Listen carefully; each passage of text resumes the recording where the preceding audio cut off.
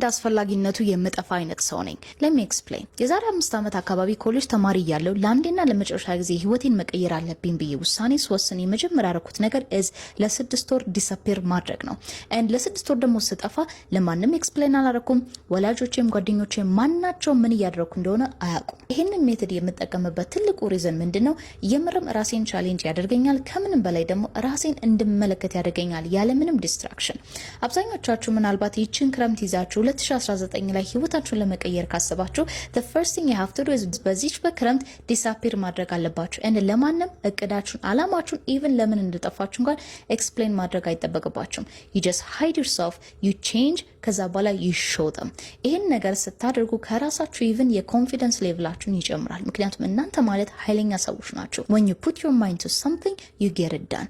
ነገር ግን ብዙ ሰዎች አላማቸውን እቅዳቸው ማድረግ የሚፈልጉትን ነገር አናውንስ አድርገው ለማድረግ ሲሞክሩ የማይሳካላቸው ትልቁ ሪዝን በዚህ ምክንያት ነው። ይቀጥሉ አመት ሲሪየስ መሆን ከፈለጋችሁ ይቺ ክረምት ላይ ዝም በሉ፣ ጌት ቱ ወርክ፣ ራሳችሁ ላይ ስሩ። ከዛ በኋላ ካም ባክ